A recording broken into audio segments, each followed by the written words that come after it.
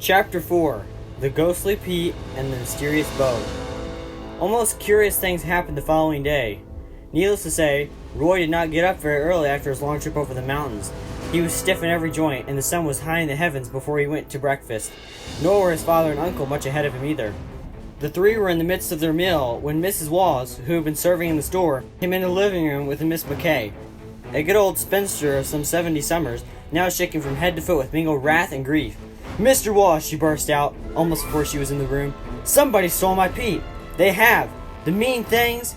Robbing a poor old woman. It's a shame." "It can't be," replied the storekeeper. "Whoever would want your peat? And there's no one in the village who would do such a thing. I don't remember a serious theft all the years I've lived here." "But they've stolen it," broke in Miss McKay. "I know they have. I dug it out about a month ago and left it all drying fine. Then I got rheumatics bad and couldn't go to bring it home. This morning directly I got up, I went to fetch it, and it was gone. Hardly a square of it left, though I had dug 6 basketfuls at least. It's a shame to rob a poor, weak, sick old woman like that." Poor Miss McKay was greatly worked up, and it was a job for the listeners to get a word in edgewise, let alone get on their breakfast. Presently they managed to convince her that they would do their very best to find the missing peat after breakfast, and with that assurance she left. Roy was all ears while the story was being told, and determined to take a prominent part in the coming peat hunt. He reasoned this way. 6 basketfuls of peat could not walk away by themselves. No one would take them over the mountains or away by boat. Therefore, they must still be somewhere in or near the village. Moreover, a quantity of peat like that couldn't be easily hidden. Breakfast over, he started out, and meeting Oscar and Bruce, the three visited the spot where the villagers dug their peat, paying especial attention to Miss McKay's plot. Sure enough, there was hardly a square left where her 6 basketfuls had been. Whither had it gone? The boys spent an hour or two in a fruitless search and then gave up. When Roy suggested that perhaps someone in the cave might have taken it, the other two treated the idea as a huge joke. "Why should anyone in the cave want peat?" said Bruce with reason. Arriving home a little disappointed, Roy was met with the most staggering information. Miss McKay, having chanced to go round to the rear of her premise, which she had not thought to do in the morning before visiting the plot of ground where she dug her peat, had found all her hard-earned fuel neatly stacked up behind her back garden wall. It was overwhelming. Poor Roy, who had hoped in his heart to find a clue to the older mysteries by solving the secret of the peat, felt deeper in the dark than before. In the afternoon, he went on the beach and had a quiet chat with one of the old fishermen, John McCorkadall by name. Old Corky, as he was generally called, claimed to be the oldest man in the village, older than even Peter MacDonald.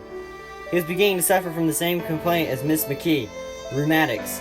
Like her, he often said he couldn't get about as he used to. He was busy repairing his old boat, but found the work a little trying to his back and legs. He was very glad of Roy's help in turning the boat over so that he could tar the bottom, but well repaid him with thrilling tales of his life at sea. Together they tarred about a third of the bottom of the boat. Then, as old Corky began to feel some more of the rheumatic-y pains, he decided to leave the rest till the next day.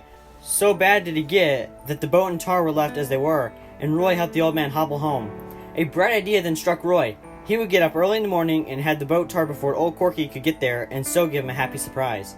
Accordingly, he went to bed early and got up about 5:30, reaching the boat soon after 6. As he drew near it, he rubbed his eyes and pinched himself to make quite sure he was really awake. For there it lay, just as they had left it the night before, but completely tarred. Of course, it was possible that old Corky might perhaps have been there first, but no.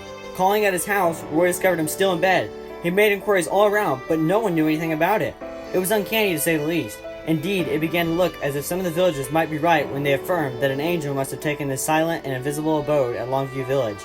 Roy, however, was confident that flesh and blood, though perhaps with an angelic heart, was responsible for the recent succession of kindly, though mysterious actions. To him, there was one supreme question: who? In each succeeding mystery only strengthened his desire and determination to find the person, or perhaps persons, behind all these unusual happenings. After the boat incident, Roy resolved that if it meant staying up a whole night and patrolling the village all by himself, he would do it, if it would help to unravel the secret. But things now began to happen in the daytime. While one of the younger fishermen's wives was away digging peat, the cottage became empty. The only clock she possessed was removed. True, it had not been going for a month or so, to its owner's great inconvenience and regret, but she had no desire to lose it altogether, and in such a way. And inquiries revealed nothing. Neighbors thought they might have seen a strange man pass the house, while others felt sure that none but the children had been around the place when the removal occurred. But there was no actual eyewitness.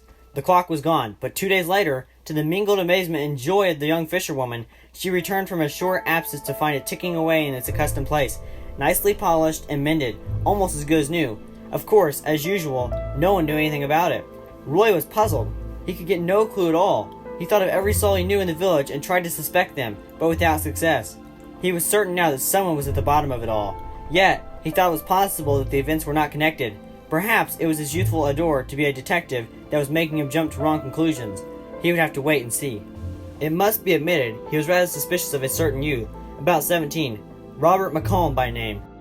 This lad had been seen on the peats that night before Miss McKay's fuel was moved. Some were sure he had passed the fisherwoman's house about the time that clock was restored. Some remembered that he had been out late at nights recently. Could he be the one? It was possible. He was a very quiet lad and didn't mix with the other boys very much. Roy would watch him closely. Thinking deeply, he wended his way the following evening out of the village southward in the direction of the cave. This way, after less than a mile, the ground rose steeply, and the boulder-strewn hillside made walking rather difficult. Roy climbed some distance up, and then, feeling too tired for a purposeless climb, turned to descend. He looked on the ground to make sure with his footing, and as he did so, something strange lying on the top of the cluster of heather attracted his attention. He stopped and picked it up. It was a piece of a rusty clock spring. Continue listening.